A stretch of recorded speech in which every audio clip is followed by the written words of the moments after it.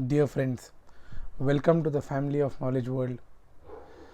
First of all, thank you so much, and we would like to congratulate Knowledge World for 200 subscribers. Because of you all, it happened. So I like to thank you all for this.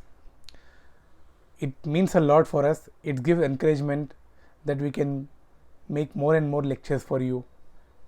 So today we have come with an interesting topic, but before that, now we have target to make at least 300 subscribers within 15 days.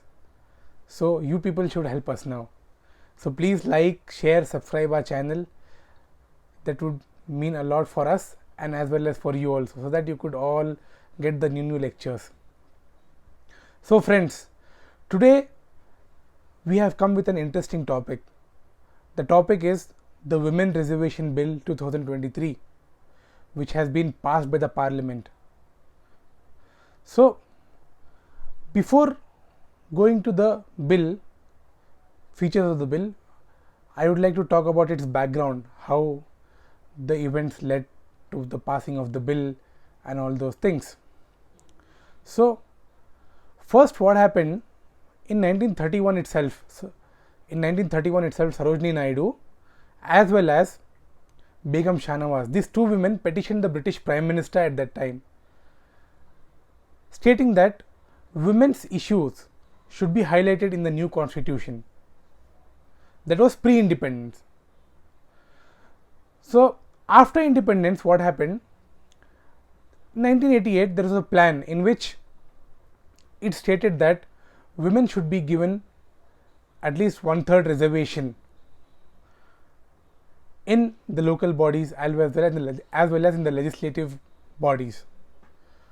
So this led to the passage of 73rd and 74th Amendment Act. In this, 1/3 of the seats were reserved in panchayats as well as the chairs of the all panchayat levels, as well as the reservation included in urban local bodies.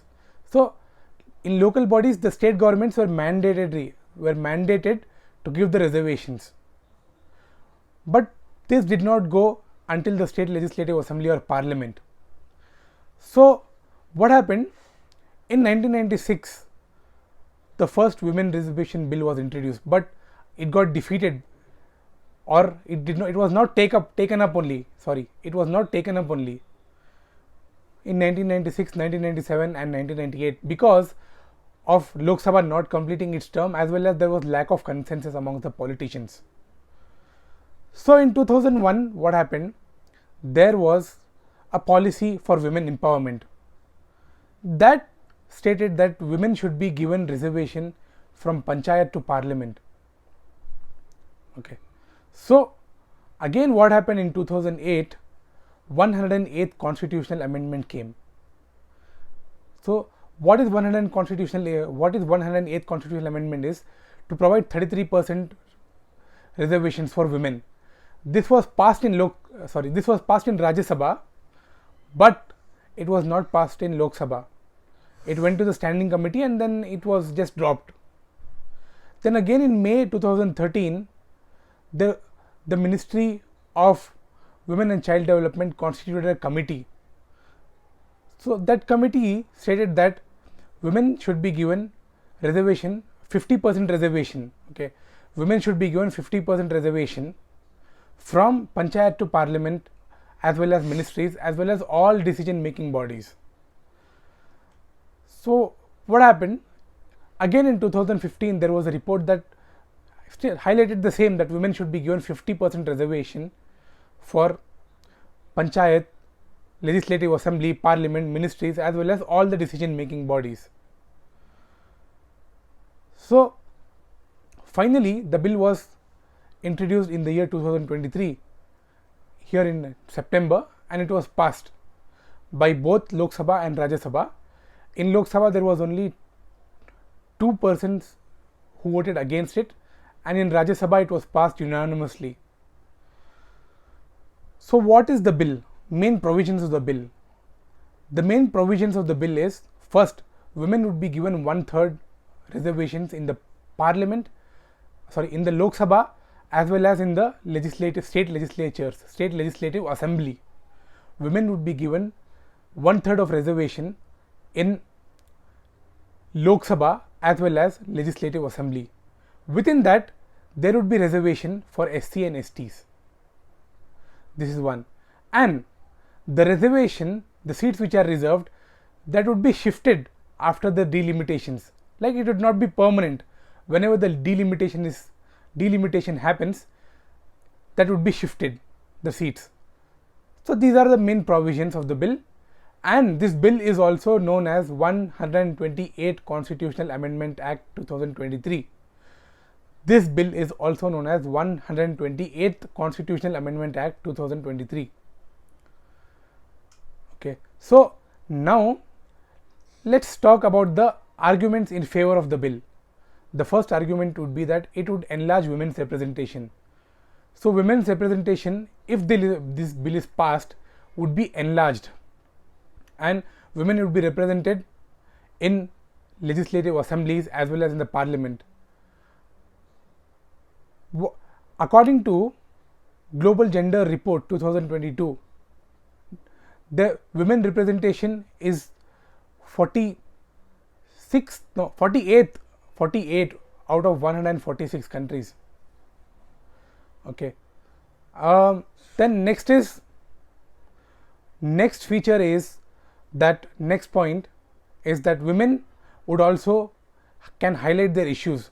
So if women are there in the parliament, then they can highlight their own issues like economic empowerment as well as gender based violence and lack of education. Those issues women themselves can highlight it. And also women can become leaders. Now let's come to the argument against the bill. So many people are arguing that it violates the principle of equality because women are not competing on the basis of merit. Second is, even though women are represented, still they would be male dominated. At the end, in India, males only will dominate. For example, if the seats are reserved for women, but men will direct them to stand in election, and women will be for the namesake and men only will work for them. So this also means that it is not providing actual equality for women. Yes, some are independent, some women, but still majority of women are controlled by their male partners only.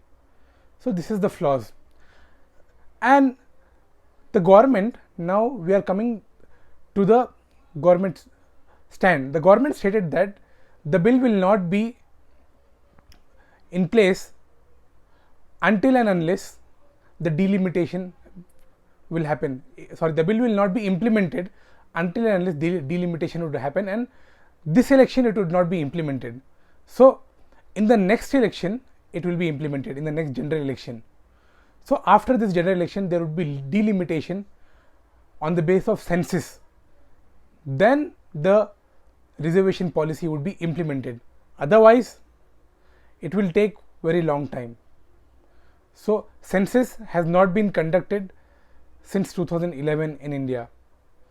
So I have given you the gist of the bill, I have given you the background, I have given you the features of the bill, argument in favor, argument against the bill. So now if you have any doubt, you can comment. Thank you.